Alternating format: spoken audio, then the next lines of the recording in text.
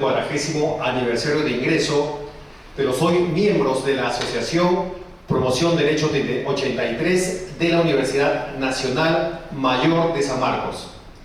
Para todos ustedes pido un fuerte aplauso por este importante acto.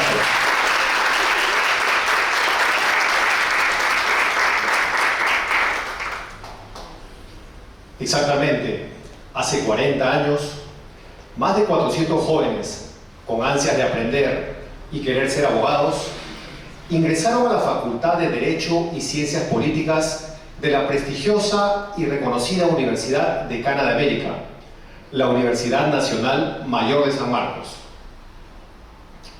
Fueron sus primeros días de esos jóvenes en aulas 250 días, 250 noches, 148 días y otras, en los que estos jóvenes tuvieron el privilegio y la ocasión de escuchar y recibir clases de maestros como Rafael Vázquez Velasco, Jacinto Tello, José Antonio Ñique de la Puente, Víctor Prado Saldarriaga, que hoy nos acompaña, Luis Ramón Arias, Quispe Correa, Adelaida Bolívar, entre otros. Hoy, 40 años después, aquellos jóvenes son abogados que se desempeñan como magistrados, fiscales, funcionarios públicos, notarios, abogados libres y docentes universitarios, quienes han contribuido y lo siguen haciendo a la investigación jurídica, publicando ensayos y libros. Y sí, los años han pasado, pero la unión, la confraternidad y la amistad no se han olvidado, habiendo compartido momentos inolvidables en Cajamarca, Huancayo, Cieneguilla, Aspitia, Centro Recreacional del Colegio de Abogados de Ricardo Palma, reuniones en el Club Laub Tenis, partidos de fulbito en Mala y otros. Pero lo más destacado fue la solidaridad frente a la pandemia COVID-19. Estos momentos hacen posible este reencuentro por los 40 años de ingreso a su alma mater.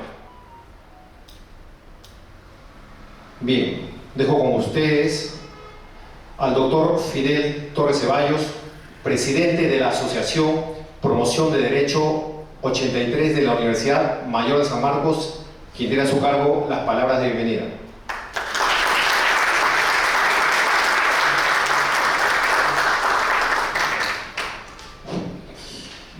Buenos días, distinguidos compañeros. En primer lugar, para empezar, mi agradecimiento en nombre y representación de la Junta Directiva por haber permitido hacer posible esta reunión que será inolvidable.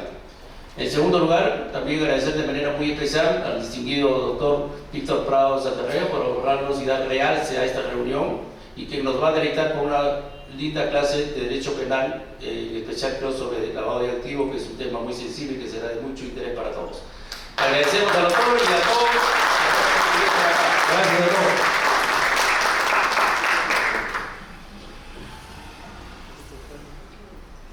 Bien, dejamos con ustedes al doctor Víctor Prado Saldarriaga. Doctor, por favor.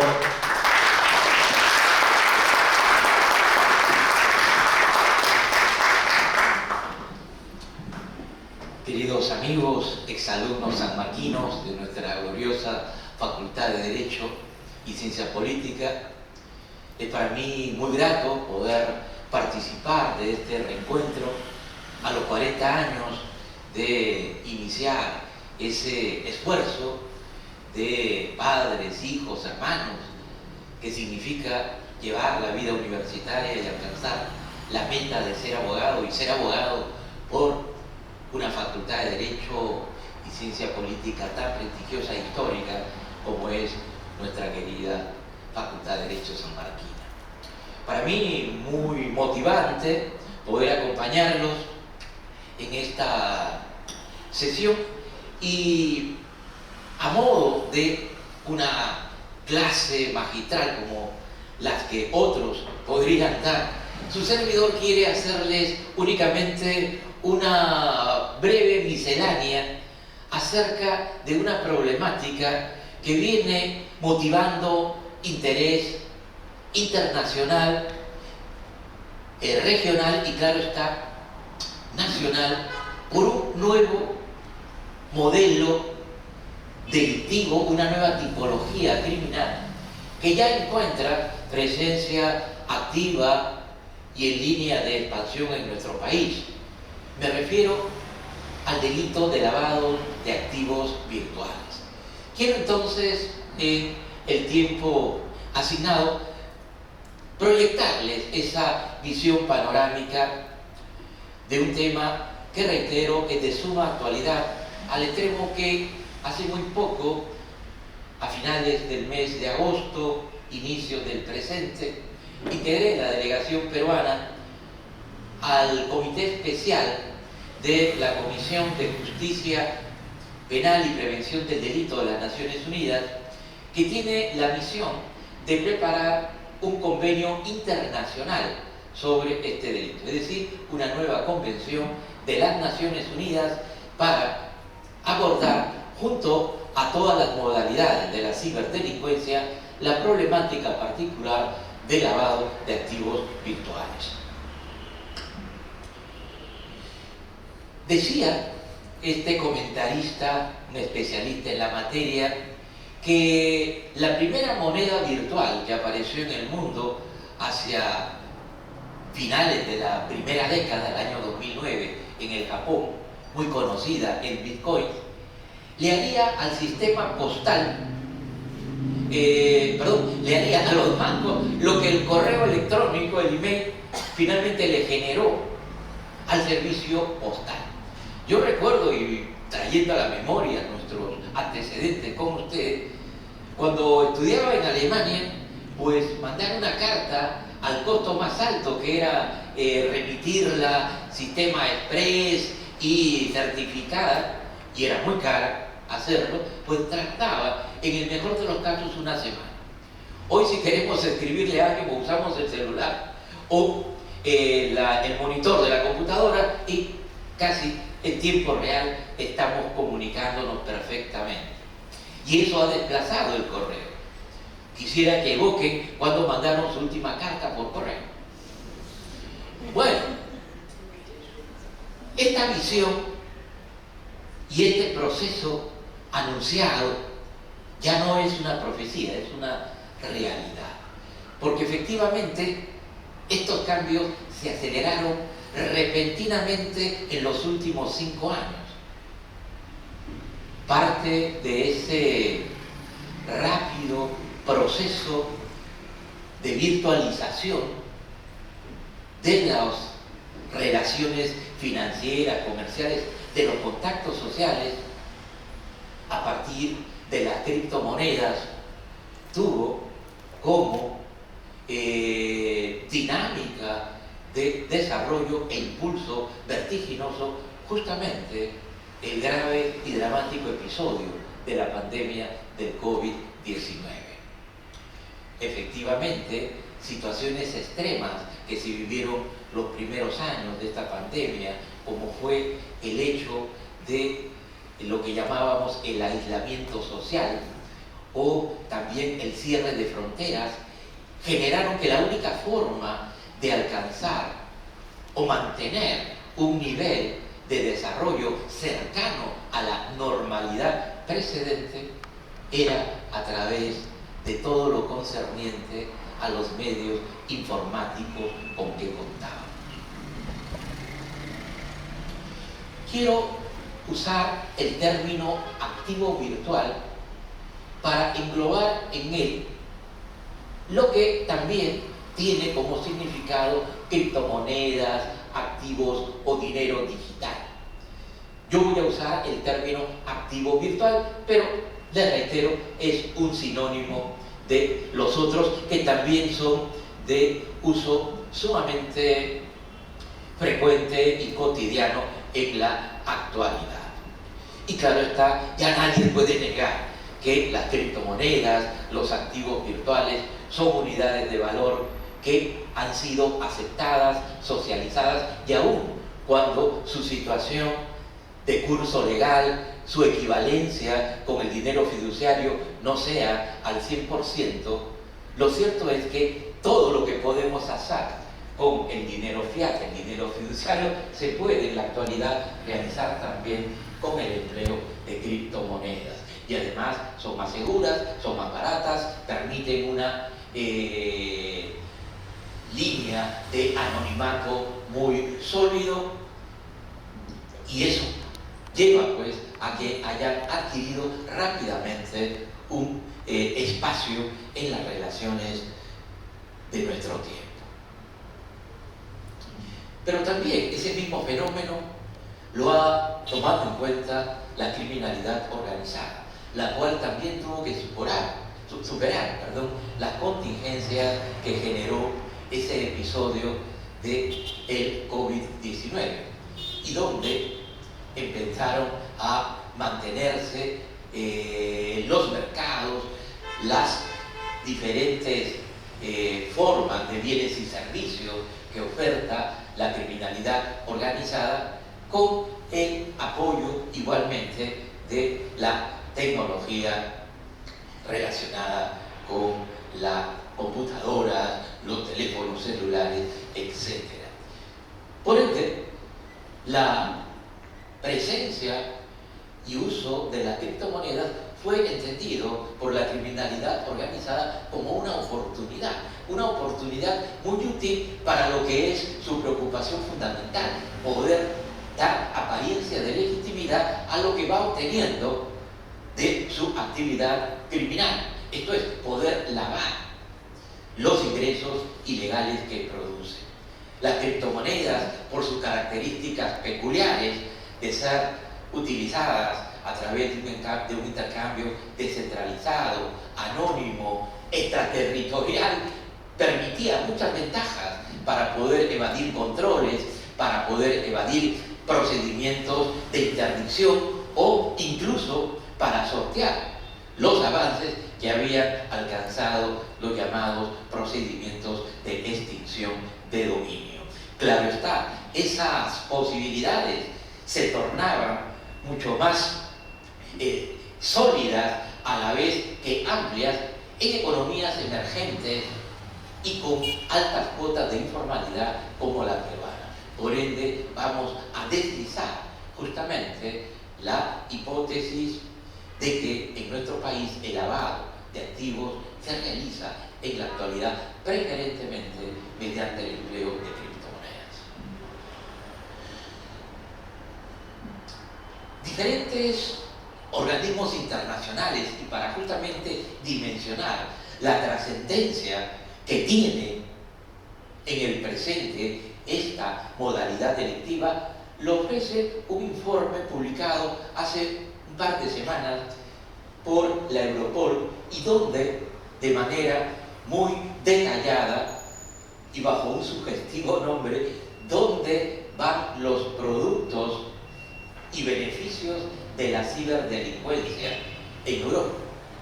Bueno, justamente este reporte va a ratificar que la tendencia que se viene imponiendo es que las prácticas de lavado de activos ocurran justamente en el escenario del tráfico de criptomonedas, vale decir, con todas las ventajas que ofrece este tipo de transacciones, y que hoy han desarrollado una tecnología propia que hace simplemente que la ofuscación, la imposibilidad del rastreo o de la vinculación entre los que gestionan la operación, los que intervienen como remitentes o destinatarios, el contenido, las cantidades, pues no puedan ser visibles para el común de las agencias de control. Se requiere tecnología también avanzada, se requiere también capacitación técnica apropiada para poder intentar en la amplitud del ciberespacio el rastreo, la identificación y, claro está, la interdicción penal de estos procesos de lavado con activos virtuales. Otro especialista en la materia y sobre todo en ciberseguridad ha señalado que en los últimos años el volumen de lavado de activos mediante criptomonedas crece de manera constante y que ya bordea los 10.000 millones de dólares por año. Es más, dentro de las plataformas que sujetas a los mecanismos blockchain son de alguna manera más rastreables a las autoridades, aún en ese escenario todavía no tan sofisticado como el que voy a mostrar a continuación, se han podido desarrollar procedimientos de lavado de 540 millones de dólares. La realidad de este problema comienza a ser seguida, atendida con preocupación por diferentes organismos internacionales. El más importante de ellos es el Grupo de Acción Financiera Internacional, un organismo conocido como el GAFI, dedicado desde inicios de los años 80 a construir políticas y estrategias para la prevención del lavado de activos, la financiación del terrorismo y últimamente también el financiamiento para la proliferación de armas de destrucción masiva. El GAFI toma cuenta, pues, a los pocos años de estar ya en circulación las primeras monedas digitales, sobre todo el Bitcoin, que tiene una potencialidad importante por las características mencionadas de permitir el lavado de activos. Y entonces da las primeras alertas, comienza a señalar que sus 40 recomendaciones no fueron ideadas, no fueron construidas, ni siquiera la 15 dedicada a las nuevas tecnologías para atender la problemática que hoy representaban como amenaza emergente las criptomonedas. Es en ese contexto que lo primero que hace es reformar la recomendación 15 y pedir a los estados que en adelante estimen que los activos virtuales son también bienes, o que les den esa equivalencia y que a partir de ello empiecen a aplicarse en sus sistemas internos las medidas de prevención que se usaban para los activos físicos. Esto va a ser desarrollado con mayor amplitud 4 años después, el 2019, cuando se emite una nota interpretativa justamente de la recomendación 15. Allí aparecen ya las primeras líneas de un programa mínimo que los estados deberían de implementar para la prevención del lavado de activos con este tipo de monedas virtuales. En ese sentido, se va a plantear que en línea de prevención es importante comenzar a regular, comenzar a supervisar la actividad que desarrollan las agencias, las empresas que se dedican justamente a intermediar, a promover o activar los procedimientos de compra, venta, custodia de criptomonedas. Esto es, los proveedores de servicios de activos virtuales. Y entonces, bajo esta nota interpretativa, va a surgir justamente un conjunto de lineamientos que van a postular dos cosas. Primero, proteger al usuario honesto de la criptomoneda, y dos, perseguir, interdictar y sancionar al que desvía hacia objetivos de lavado de activos estas criptomonedas. Eso se va a traducir en una especie de recetario o estrategias de prevención que son varias y que apuntan fundamentalmente a 3 o a 4 cosas. Uno, establecer un marco de regulación preventiva que obligue a los proveedores de activos virtuales de servicios de activos virtuales a registrarse en algún lugar, ¿no? Claro, el ciberespacio está completamente al margen de una ubicación geográfica determinada. Bueno, ahora tienen que registrarse en algún lugar donde operen. En segundo lugar, se les debe convertir en sujetos obligados a reportar operaciones y transacciones sospechosas de estar desarrollando prácticas de lavado de activos que puedan ellos detectar a través del ejercicio de su actividad comercial.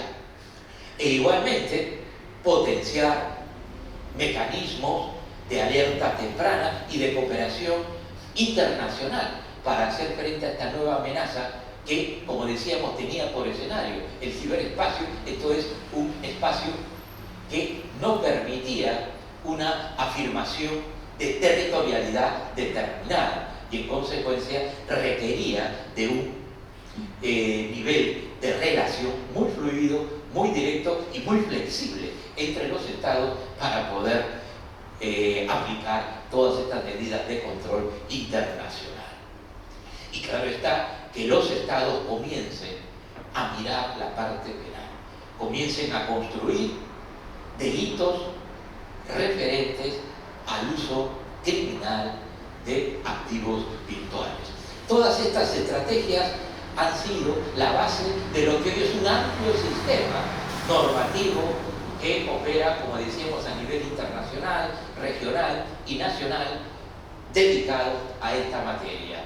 Claro está, nuestro país, como parte de este proceso, que vean ustedes, no es tan largo en línea de tiempo, ¿no? Comienza a gestarse el año 2015 y estamos al 2023. Tiene en realidad 7 años de ensayo y ha avanzado de modo importante por la magnitud del impacto que ya tiene la presencia de la criminalidad organizada y de las prácticas de lavado de activos o criptomonedas. Por lo demás, el proceso de lavado de activos virtuales no es distinto al que corresponde al lavado de activos físicos. Él se desarrolla también sobre la base de 3 etapas secuenciales: colocación, estratificación y también integración. Lo único que cambia es el escenario donde esto ocurre, que es el ciberespacio, y los medios que se emplean para hacerlo, que obviamente están ligados todos a la informática, están ligados a las plataformas, a los teléfonos inteligentes, a la inteligencia artificial, a todos los aditamentos, las aplicaciones, etc. Todo eso es parte de las herramientas que pueden servir para materializar este delito. Pero por lo demás, las prácticas son muy simples. Esto es, el dinero que obtiene la organización criminal por la actividad que realiza, en lugar de ingresarlo a los bancos o hacer inversiones con el mismo, lo que hace es ingresar al espacio de las criptomonedas, compra criptomonedas y con eso ya realizó la colocación, ya transformó el dinero en algo distinto. A partir de ello comienza un conjunto de transacciones que involucran pues transferencias, intercambios, cambios en el tipo de criptomoneda, vuelta al dinero fiduciario, etc. Todo lo que permita alejar ese origen inicial o esa primera transformación. Y finalmente, cuando ya hay seguridad de que se ha alejado la posibilidad de rastreo, pues volverán esos criptoactivos volverán a ser transformados en dinero que se usará en inversiones o se aplicará directamente a través de inversiones que incluso permiten producir más ofertas de criptomonedas, ¿no? Acá hay los conceptos de 2 especialistas y coinciden plenamente. Ese es el procedimiento rutinario. Moraleja, es lo mismo que ocurre con los activos físicos, solo que en ese escenario particular y con esa metodología para nosotros, por ejemplo, en principios sofisticados. Y claro está, el dinamismo que ha adquirido el tráfico, la comercialización abierta, cerrada de criptomonedas, hace que la etapa de estratificación resulte ser la más importante. Allí es donde realmente se produce el lavado. Vamos, eso también ocurría cuando se trataba o se trata de lavado con activos físicos. Por ende, la semejanza es muy clara, aunque no podemos negarlo, la fluidez, la dinámica y celeridad de las operaciones con criptomonedas son pues de una dimensión muy superior a las que conocemos ocurren con los activos físicos.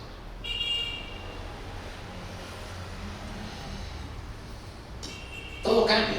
Lo que aparece allí en la proyección son las primeras modalidades que se utilizaban para lavar activos virtuales.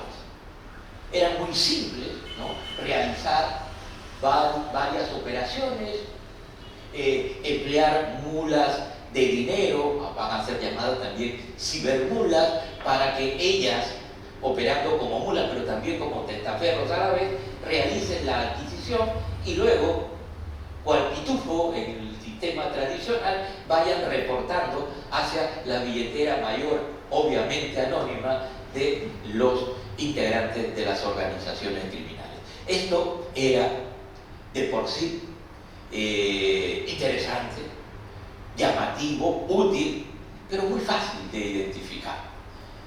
El cambio se va a dar justamente en los años recientes y a partir, reitero, de la experiencia del COVID-19, donde lo que va a aparecer como vía para la realización segura de las operaciones de lavado con activos virtuales van a ser los servicios que oferta la DART y que permite no solo una ofuscación evidente, entonces esconder las operaciones, sino que brindarles por diferente tecnología aplicada una mayor capacidad de anonimato o de encriptación que hacen que simplemente ya no sean esas operaciones o los que intervienen en las operaciones rastreables por un lado o vinculados por el otro.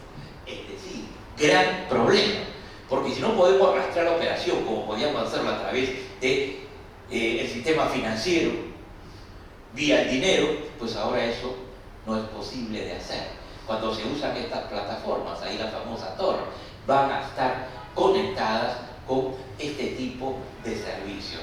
En ese escenario se van a brindar un conjunto de servicios que antes pues se desconocían. El más importante, o lo que genera mayor capacidad de anonimato, lo que produce mayor desvinculación, lo que hace imposible el rastreo, están conectados en primer lugar a las famosas mezcladoras de monedas. Estas mezcladoras de monedas son servicios que se ofertan con la finalidad de captar monedas, criptomonedas de diferentes remitentes, las cuales se van con licuadora, como aparece ahí en la diapositiva, se van a ir mezclando y luego van a ser circulantes a direcciones completamente diferentes y donde obviamente nadie va a saber de dónde vino, a quién pertenece y a dónde fue. Eso es un problema muy serio para la criminalística dedicada a esta materia. Y claro está, otras opciones son el uso de las firmas en anillo o el uso de claves de un solo uso. Con esa variedad de opciones, cualquier movimiento se aleja bastante, se relatiza todo procedimiento de investigación, se aleja la posibilidad de una intervención de las agencias oficiales con éxito asegurado. Y hay monedas que justamente por su capacidad de alcanzar todo eso tienen una preferencia en el ámbito delictivo. De ellas, la más conocida, la más importante es Monero, ¿no? Monero, Touch, Verde, son monedas que tienen tecnología que posibilita esa invisibilidad que se va a generar de la transacción. Muy interesante, la Darknet ofrece instructivos ofrece manuales, ofrece videos, hace foros de discusión, algo así como un focus group, ¿no? Para que todos los que participan de las operaciones de lavado, como estamos aquí reunidos, nos encontremos a contar nuestras experiencias, cómo nos fue, cuál es el método más útil, el que cuesta menos, dónde está la mayor rentabilidad. Eso. Es más, sus stablecoins también los han organizado, de manera que no pierden valor sus transacciones, sea la moneda que emplee. Moraleja, pues, todo está ahí. Todo está ahí. Y claro está, hay también manuales para poder ingresar a esos espacios. Pero hay un detalle que hoy cobra importancia en esta dinámica, y es que un rol importante y que nadie se había asumido como trascendente hasta hace poco es el que cumplen las cibermulas o las mulas de dinero. Son realmente los agentes operativos que permiten estas distintas prácticas en un nivel global, operando de diferentes lugares, conectando múltiples operaciones y que hacen que el control sea pues más difícil, pero también es el más eficaz. Yo recuerdo mucho que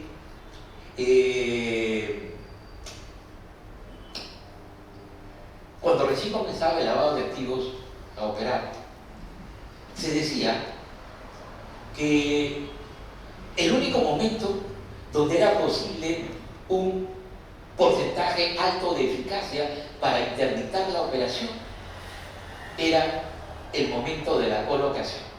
Y por ende los grandes esfuerzos estaban dirigidos hacia evitar que el dinero ilegal penetre en los bancos. Que si el dinero ilegal ingresaba en los bancos, la posibilidad de seguirlo, la posibilidad de intervenirlo o identificar a las personas involucradas se hacía bastante difícil porque empezaba la etapa de estratificación. Pues lo que han descubierto los analistas, y este informe publicado hace poco por Europol así lo precisa, es que el rol trascendente está en las cibermulas o en las mulas de dinero. Esa es la llave. Si ya no podemos encontrarlos con facilidad más adelante, pues hay que evitar que esas operaciones iniciales se puedan materializar. Entonces, la gran preocupación y el gran esfuerzo de indagación, de investigación, de operativos policiales, cuando menos en Europa, se orientan ahora a la identificación de mulas de dinero y a la identificación de los reclutadores de mulas de dinero. De allí que los últimos años han dedicado el mayor peso de sus operativos, de las operaciones combinadas que realizan con varios países, a perseguir a estos operadores. Y de hecho van brindando resultados importantes. Fíjense ustedes la dimensión de una operación que tiene que hacerse. ¿Cuántos países se ven involucrados en la misma operación? Es casi una pequeña ONU, ¿no?, la que interviene en una operación a nivel de policías, fiscales, jueces, que tienen que estar conectados y permitir los resultados que ahí se exhiben. Interesante a nivel de nuestra región la participación de Colombia. En los Estados Unidos se dice que el mayor volumen de lavado de criptoactivos pertenece a colombianos y mexicanos. Claro está, hay que tratar de acercarse al enemigo. Si tiene ventajas ahora, pues hay que ir cerrando. ¿Cómo? No queda otra que conociendo su operatividad, conociendo su tecnología, practicando sus propias estrategias, encubriéndose también en el ciberespacio y poder alcanzar oportunidades de identificar, de incautar, decomisar y, claro está, procesar los capitales que están involucrados en la operación de lavado de activos. Esto es seguir en lo posible toda esa opción que también se puede encontrar con la misma tecnología, ¿no? Si había mezcladoras, pues ahora hay desmezcladoras, ¿no? Y claro está, pero eso obviamente para países como el nuestro todavía está muy alejado de utilidad económica, son instrumentales aún muy caros, pero hay servicios que se prestan, o sea, servicios oficiales, agencias privadas que brindan ese tipo. Entonces lo que hacen los organismos internacionales, regionales, es ayudar a los operadores del sistema penal, policías, fiscales, jueces, a que vayan entrenándose, a que vayan conociendo, a que vayan practicando estas metodologías de interdicción.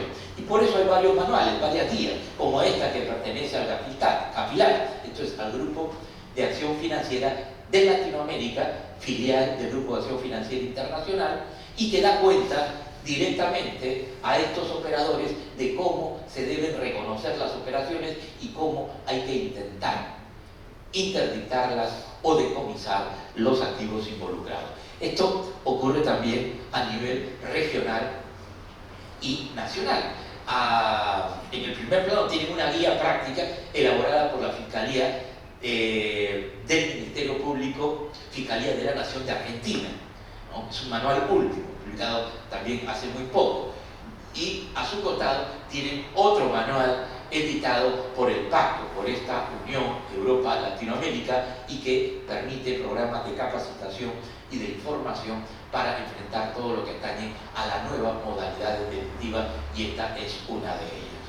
Esto es, se está trabajando en la línea criminalística, que es la que hay que explotar. En el plano normativo, a nivel internacional, les mencioné, se viene discutiendo una convención. Esta convención, que ha acabado su sexto periodo, es el proyecto, su sexto periodo de análisis hace muy poco, participamos de ella, como les indiqué, mostró sin embargo algunas curiosas discusiones. Por ejemplo, para un gran número de países europeos, asiáticos, este artículo 2 no debería de tener ninguna referencia a activos virtuales. Era suficiente con que hablara de bienes intangibles. Claro, para los países latinos, un poco que eso es algo riesgoso. La idea de los bienes intangibles ha estado más bien conectada con los derechos intelectuales, derechos de autor o derechos industriales, ¿no? Entonces, si ese artículo viniera tal como está, sin el agregado que Perú propuso y fue incluido, pues tendríamos problemas de legalidad cuando se nos presentaran estos casos. E igualmente problemas para aplicar criterios de identidad si se nos pide cooperación judicial internacional. No habría pues una oportunidad adecuada desde esta convención. Además no habría ninguna diferencia, lo mismo decía el convenio de Palermo y el convenio de Mérida, es decir, habían simplemente reproducido el mismo concepto de bien. El Perú primero fue el que lo propuso en la sesión original, perdón, la sesión inaugural, planteó que se ubique un nuevo término específico, activos virtuales, usando además la nomenclatura del GAFI, que es la que gesta, si se quiere, toda esta línea de estrategia.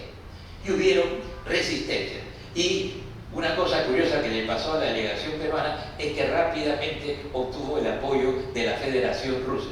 Y hoy tener el apoyo de la Federación Rusa en encuentros internacionales no es muy recomendable que se diga. No obstante, poco a poco se fueron alineando otros países importantes. Y ahí tenemos, por ejemplo, a China, Brasil y Chile, es decir, no se cerró el tema y quedó abierto para la nueva discusión que será en enero. Perú insistirá en que se incorpore en las definiciones el término activos virtuales. ¿Por qué? Porque si hay algo que caracteriza a estos bienes es justamente el estar conectados con el espacio virtual y con los instrumentos propios de la virtualidad. Confiamos que así ocurre. En cuanto al lavado de activos, este es el delito que se está construyendo también muchas discusiones, no se ha cerrado el tema, pero como ven ustedes ahí, aparece igualmente una expresión, la que en negociación se ha podido alcanzar más consenso, esto es, activos digitales. Pero entre activos digitales y activos virtuales, pues bueno, creo que la cosa es mejor y eso es lo que ha quedado. Ahora, ¿cómo será el delito en esta convención? Pues el delito plantea como conductas criminalizadas actos de conversión o transferencia, ocultamiento o disfraz. Esta conducta es curiosa, pero representa lo que acabo de explicarle, lo que se puede hacer a través de los servicios que brinda la Darknet. Por ende, ahora una conducta delictiva va a ser el disfrazar. La operación, el disfrazar a las personas involucradas, cosa que se hace con lo que acabo de mencionar. Es un delito estrictamente doloso. Uno de los cambios que había ocurrido en la normatividad internacional sobre el lavado de activos es incorporar modalidades culposas. De allí que el Perú, de manera bastante recatada, eso sí, incorporó en el artículo 5 del decreto legislativo 1106 una modalidad culposa para la omisión de reporte de transacciones sospechosas. Pero no se atrevió a crear un delito culposo de lavado de activos, sobre todo pensando en la alta tasa de informalidad que existe en nuestro país, ¿no? Y que podría generar efectos riesgosos para los terceros de buena fe. Por tal razón no se ha incursionado. Pero en esta modalidad delictiva no se acepta que haya posibilidades de practicar actos de lavado de manera culposa. Serán estrictamente dolosos y además con lo que llamamos en el sistema eurocontinental dolo directo. No va a haber ya dolo eventual. El agente debe actuar a sabiendas que la operación está relacionada con el producto del crimen, está relacionada con activos de origen ilícito. En el plano de también en el plano de la tipicidad subjetiva se incorpora igualmente una finalidad, un elemento subjetivo especial distinto del dolo, diríamos en el argot penalista, y que consiste en el fin de justamente ocultar el origen o el disfraz. Muy interesante, ¿no? A mí me ha agradado mucho que se haya encontrado un término tan caracterizado, ¿no? Disfraz, porque es un disfraz realmente. ¿Qué pasa en nuestro país? Como sabemos, nosotros tenemos una economía criminal importante. En Perú hay tres economías, decía un autor. Hay una economía legal o formal, hay una economía informal y hay una economía criminal. La de las organizaciones criminales que producen importantes volúmenes de dinero que pasa a ser parte del llamado Producto Criminal Bruto Nacional. Aquí, como ven, todo ese movimiento se va finalmente a desplazar en prácticas de lavado de activos. ¿Cuál es la hipótesis que manejamos? Que en los últimos años el lavado de activos, reitero, se practica mayormente a través del empleo de activos virtuales y que quienes más los usan son las organizaciones criminales que vienen practicando formas de criminalidad organizada que antes no eran tomadas en cuenta. Me refiero esencialmente a las extractivas, esto es, la minería ilegal, la tala forestal ilegal, la pesca ilegal y el tráfico también ilegal de vida silvestre, y que tienen, como veremos, una rentabilidad importante en el peso mínimo de ingresos que producen. De esa manera, pues, hay que tomar en cuenta, porque la gran pregunta, como verán luego en las estadísticas, ¿y dónde está ese dinero?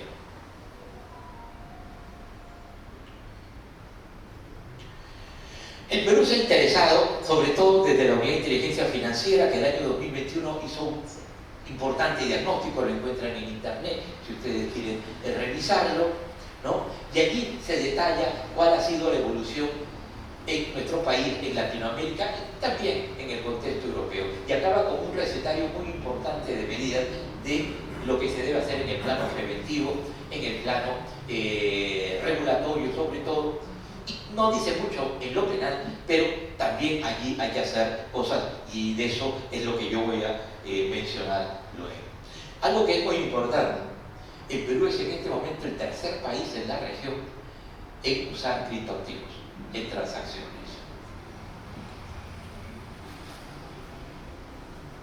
Los datos estadísticos nos van a sorprender, porque no son equivalentes.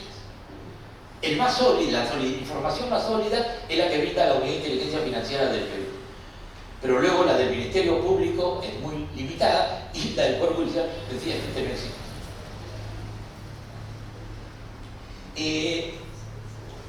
¿Qué podemos decir para abreviar un poco? Son varios cuadros en torno a estos datos que nos vienen de la presencia de reportes de operaciones sospechosas en las cuales se ha involucrado el uso de criptomonedas. Pues podemos decir lo siguiente: alrededor de 35 ROS por año son los que están relacionados con esta nueva tipología criminal de lavado de activos virtuales. En total, en el periodo se van a emitir 137, lo que nos da, decía, alrededor de 35 por año. Sin embargo, en el mismo periodo, el Ministerio Público y la Fiscalía Especial de la materia de lavado de activos solo ha podido acumular 4 casos en investigación. Esto es alrededor de 1 por año. Esto es, la diferencia es importante. Y ni qué hablar de lo que ocurre en el Poder Judicial, que hasta ayer reportaba 0 de casos en trámite. Por ende, la información más fidedigna y más útil es la que está en estos datos. Y rápidamente, para no cansarlo con los cuadros, la voy a mencionar. Los bancos y las empresas de transferencia de fondos son las que reportan mayor uso de criptomonedas en operaciones sospechosas. Han reportado 131 de los 137, o sea, es un escenario bastante activo. Las operaciones reportadas se relacionan con delitos precedentes de defraudación tributaria. Eso es, lo que se convierte en activos es lo que no se paga en impuestos. E igualmente, el Bitcoin aparece como la moneda más usada. Esto es muy interesante, por 2 razones. De 91 casos del total. Porque Monero no aparece por ningún lado. Es decir, no se ha podido llegar, como es propio de este tipo de criptomoneda, a ser detectado en nuestro país. Otro dato importante es que en el territorio nacional el mayor volumen de operaciones se va a registrar en la costa y sobre todo en Lima y Callao. Lima alcanzó un total de 13 millones de dólares lavados o intentar ser lavados a través de criptomonedas. El mayor número de personas involucradas en las operaciones proceden también de la capital. Lima, 76 personas, 14 de el Callao, del total de 173 que son las involucradas. Interesante, yo les dije que en el caso del Ministerio Público solo habían 4 casos. Lo interesante es que en esos 4 casos, solo en esos 4 casos, hay, sin embargo, un número, me permiten avanzar y esta información recién nos ha llegado por la mañana, hay en los 4 casos involucradas 73 personas naturales y 14 personas jurídicas. En cuanto a personas jurídicas, según los datos de la Unidad de Inteligencia, en cuanto a personas naturales, un dato relevante es que de 294, 229 no se ha podido determinar a qué se dedican.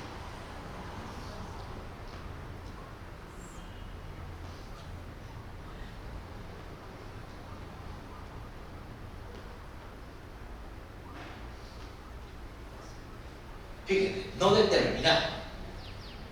2 posibilidades. Son personas dedicadas a actividades informales, son personas dedicadas a actividades transitorias, son potenciales cibermulas o mulas de dinero.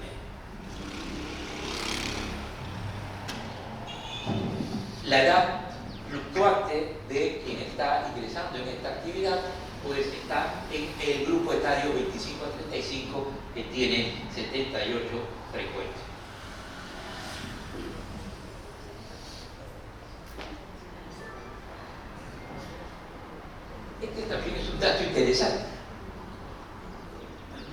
Del total de personas jurídicas, 87, que van a estar involucradas en el reporte, curiosamente, el número más relevante está en el primer casillero.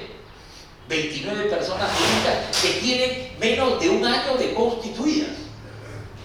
Es decir, se constituyeron fundamentalmente para esta actividad. Más grave aún, el último casillero también nos vuelve con el reporte. 29 personas jurídicas, no se sabe a qué se dedican. Si sumamos, ya estamos hablando alrededor de 60 personas que potencialmente están dedicadas a prácticas de lavado de activos virtuales.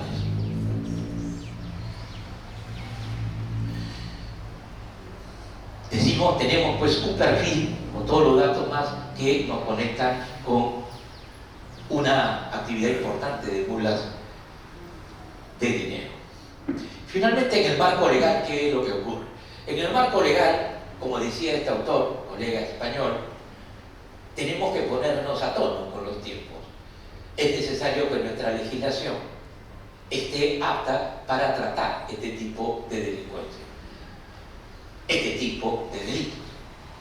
Sobre todo porque tenemos una regulación de lavado de activos que data del año 2012-2013 y donde los lavados de activos ni eran soñados todavía en nuestros lavados de activos virtuales, en nuestra realidad. Y por ende todos los delitos que ahí aparecen, 3 tipos penales para el delito de lavado de activos fundamentalmente físicos y 2 conductas periféricas. En cuanto a normas preventivas, tenemos muy poco que exhibir. Recién, antes de Fiestas Patrias, el 26 de julio, se publicó el primer decreto supremo que coloca a los proveedores de servicios de activos virtuales como sujetos obligados a reportar operaciones sospechosas. En el Congreso hay un proyecto que está a nivel de discusión final de una ley de criptoactivos. Vamos, que tampoco estamos tan atrasados. Brasil recién promulgó su ley sobre la materia el año 2022, Colombia el año 2021, el que tuvo más tiempo o lo hizo con mayor anterioridad fue México el año 2018. Argentina hasta ayer sigue debatiendo su proyecto final en esta materia.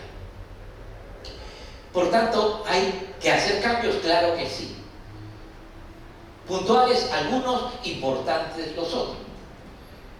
Por de pronto hay que señalar que tal como están las cosas fueron pensadas para activos físicos, que el artículo 3º del decreto legislativo 1106, que se refiere al transporte, traslado de dinero en efectivo, nos habla de dinero, esto es, de dinero de curso legal. Cuando hablamos de instrumentos financieros, hablamos obviamente negociables, hablamos de instrumentos financieros sujetos a regulación en la ley de títulos de valores. No estamos pues en un escenario de los criptoactivos. Entonces no nos son útiles esas normas. Cualquier persona que transporte esto, si es intervenida, pues no podrá ser acusada, cuando menos del artículo 3º, porque no es dinero. Y claro está, habrá discusión sobre si por el tiempo en que se promulgó la ley deben incorporarse los activos virtuales con lo que ahora dicen los artículos 1, 2 y 3 del decreto legislativo 1106. Moraleja, para nosotros deben de hacerse, como decía, cambios.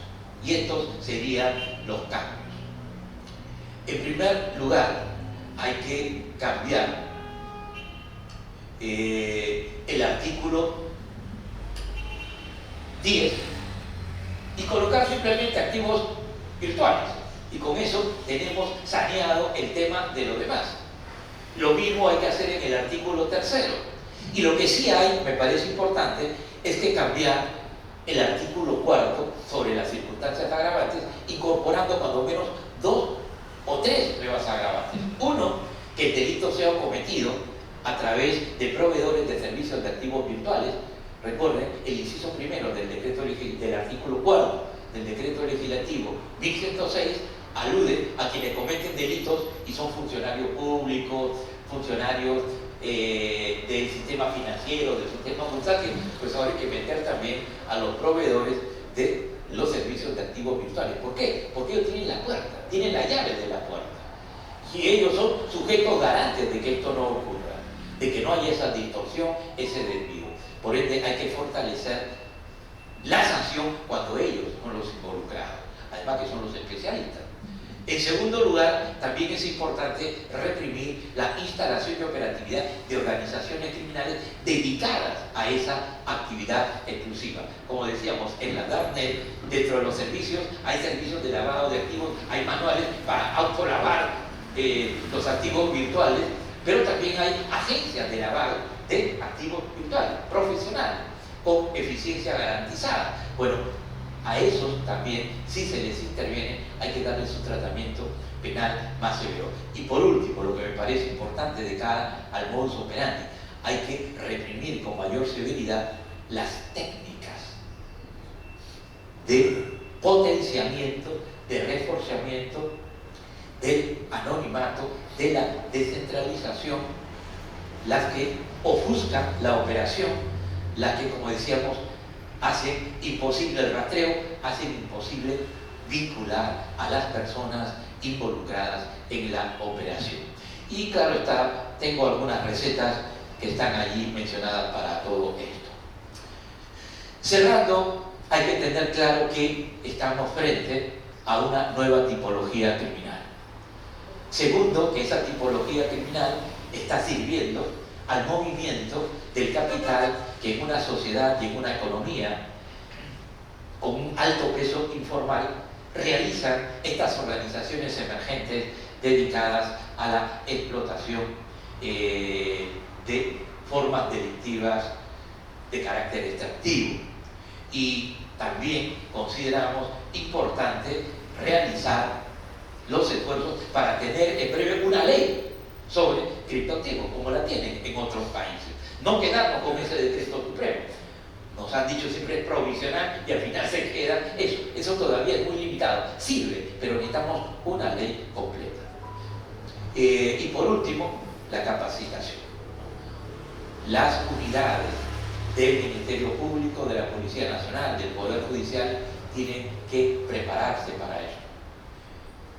Ya lo están haciendo y hay algunos programas con apoyo de la Unión Europea que se van adelantando, pero requerimos que esto se replique, que esto se reproduzca y hay que hacer un esfuerzo, hay mucho interés internacional en apoyarlo.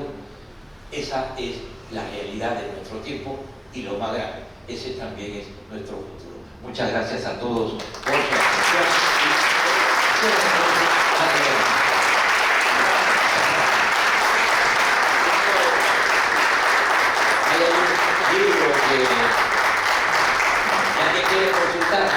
Lamentablemente ya no tenía ejemplares de San Garcés, otros míos, pero tengo un libro que da detalles sobre esto, se publicó hace poco, mira, para quienes quieran conocerlo.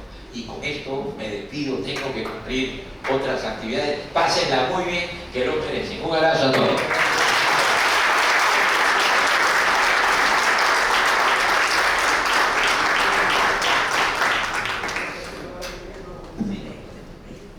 Queridos compañeros, en representación de la promoción, y en agradecimiento por la extraordinaria clase magistral que nos ha dado el doctor Víctor Prado Saldarriaga, la promoción ha mandado a hacer un pisco conmemorativo. Feliz 40 aniversario, promoción 1983. 40 años unidos, hecho especialmente para ti. En representación de todos nosotros, hago llegar a nuestro profesor, a nuestro maestro, que nos ha brindado esta clase magistral extraordinaria.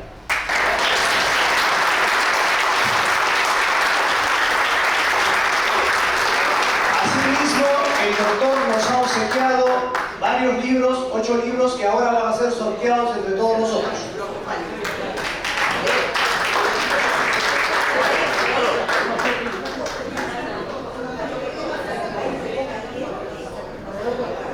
¿Una fotografía? Sí, ok. Doctor Saldarriaga, por favor. Perdón, doctor Prado Saldarriaga.